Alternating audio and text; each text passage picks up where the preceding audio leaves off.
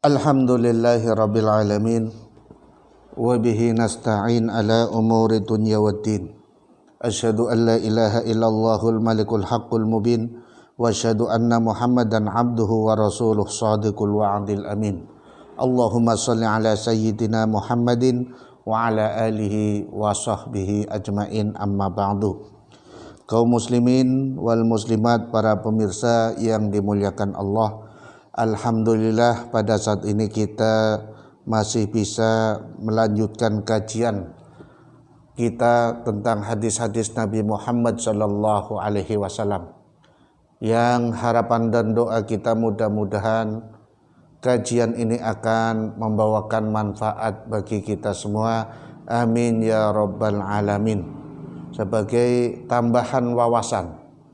Tapi barangkali ada sahabat-sahabat, teman-teman ataupun yang lain ternyata dari pembahasan itu sudah pernah mendengar, bahkan mungkin sudah hafal, berarti hanya sebagai sarana untuk menguatkan ingatan dari hadis-hadis Nabi Muhammad sallallahu alaihi wasallam tersebut.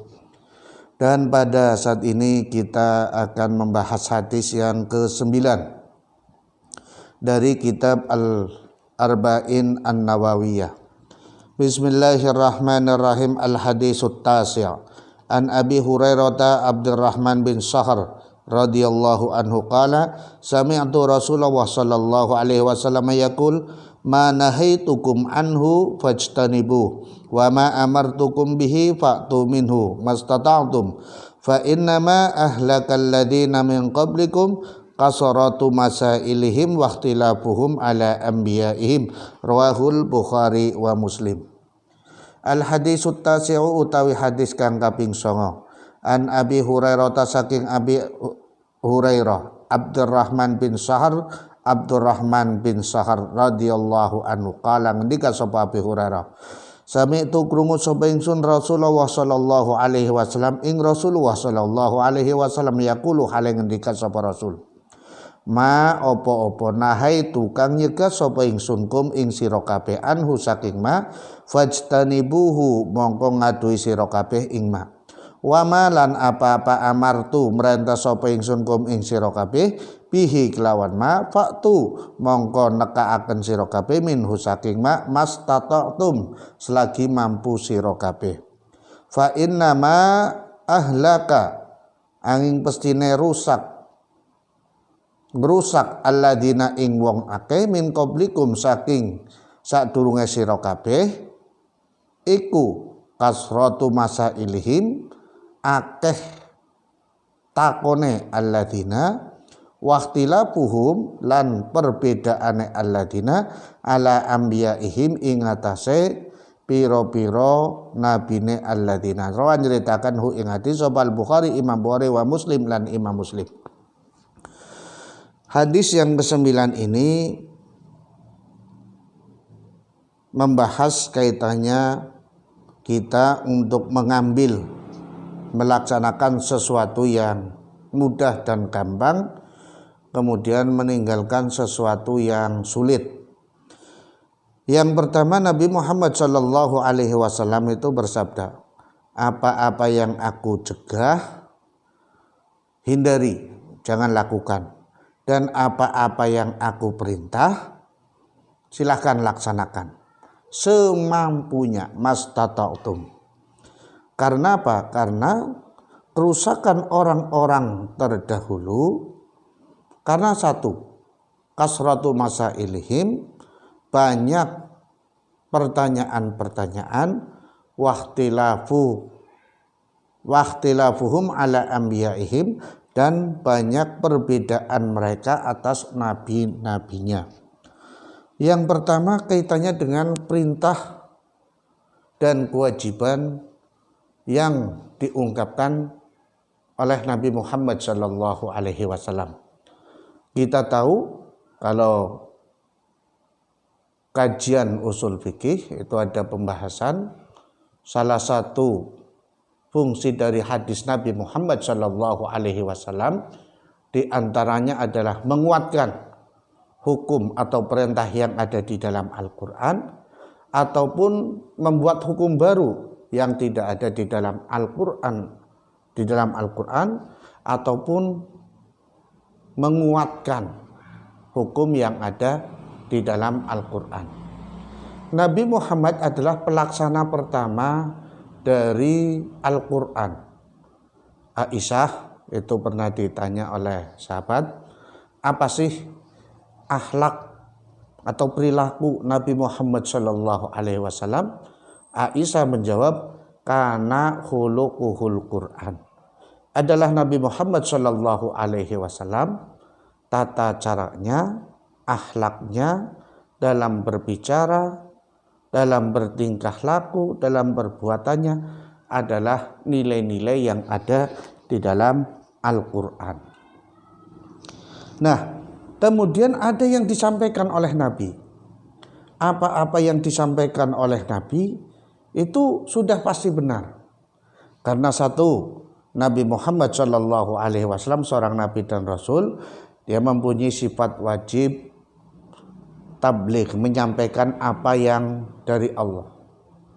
Tidak pernah ditambah-tambahi yang dari Allah ataupun diukurani oleh Nabi Muhammad Shallallahu Alaihi Wasallam. Kemudian ada penguatan hukum-hukum yang ada di dalam Al-Quran ataupun membuat hukum baru yang tidak ada di dalam Al-Quran. Ini fungsi dari Nabi Muhammad Shallallahu Alaihi Wasallam. Nah, bagi kita salah satu bentuk keimanan kepada Rasulullah Shallallahu Alaihi Wasallam adalah mengikuti apa yang dipraktekkan oleh Nabi Muhammad Shallallahu Alaihi Wasallam dan dengan menjalankan Al-Quran.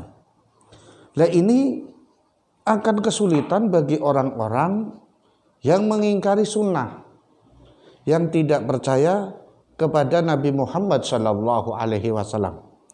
Sebab ada sebagian dari umat Islam yang memang tidak percaya kepada Nabi Muhammad Shallallahu Alaihi Wasallam. Kenapa? Karena beranggapan bahwa Nabi Muhammad, bahwa Islam adalah agama yang sudah sempurna.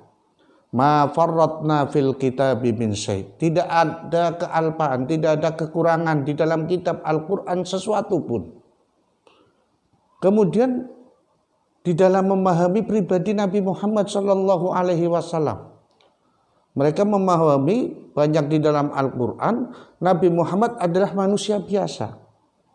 Kemudian disamakan dengan kemanusiaan kita secara umum. Kalau Nabi Muhammad manusia biasa berarti sama dengan saya, sama dengan saudara, sama dengan yang lain. Kalau saudara yang lain bisa berbuat salah, maka Nabi Muhammad pun bisa berbuat salah. Nah, ini kesimpulan yang salah. Padahal Nabi Muhammad seorang Nabi dan Rasul, dia mempunyai sifat wajib tabligh, kemudian dia ismah, dijaga oleh Allah Subhanahu wa Ta'ala. Jadi ketika ada kesalahan-kesalahan itu Allah Subhanahu wa Ta'ala sudah mengingatkan Nabi Muhammad Sallallahu Alaihi Wasallam. Nah, pemahaman terhadap Nabi Muhammad manusia biasa, kemudian kesempurnaan Al-Quran ini, kemudian yang menjadikan dia tidak butuh kepada Nabi Muhammad Sallallahu Alaihi Wasallam, atau biasa disebut orang ini sebagai ingkarus sunnah, mengingkari sunnah-sunnah Nabi Muhammad Shallallahu Alaihi Wasallam dengan menganggap bahwa Al-Quran itu adalah kitab yang sempurna, yang telah sempurna mulai dari diturunkannya sampai dengan wafatnya Nabi Muhammad Shallallahu Alaihi Wasallam.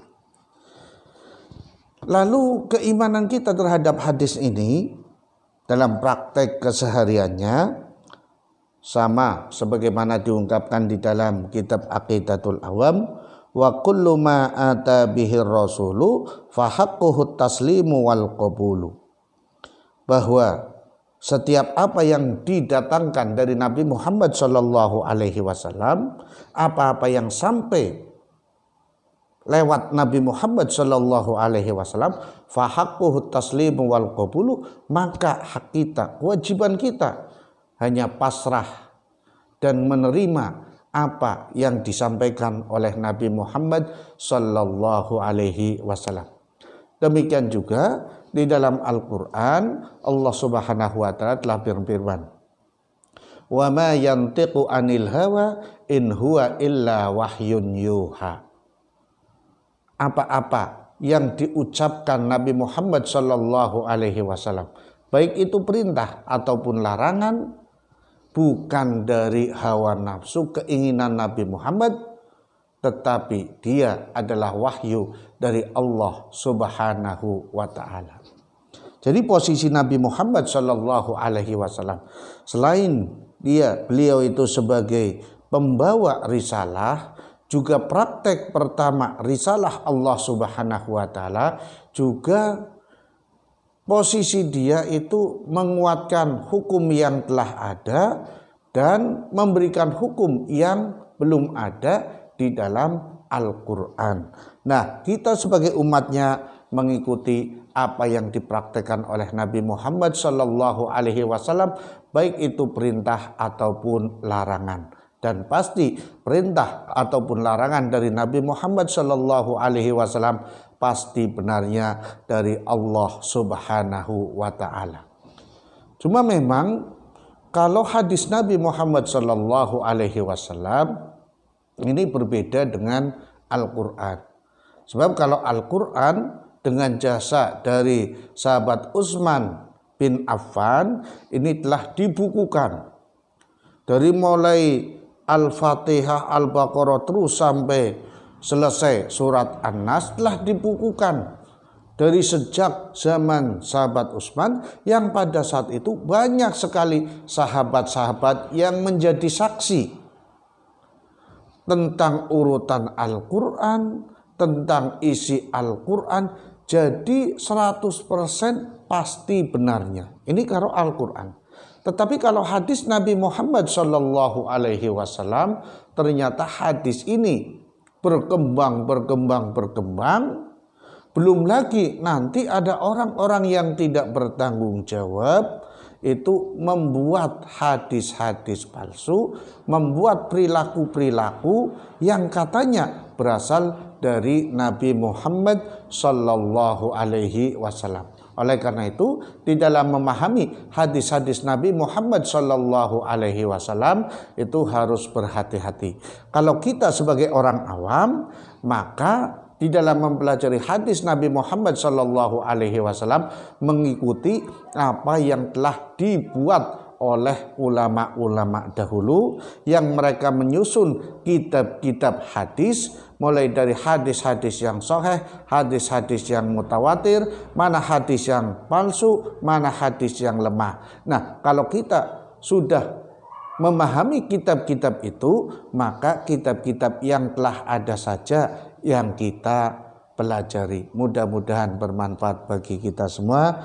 Amin ya rabbal alamin. Dan barangkali ada kekurangan ataupun kesalahan, saya minta maaf yang sebesar-besarnya. Assalamualaikum warahmatullahi wabarakatuh.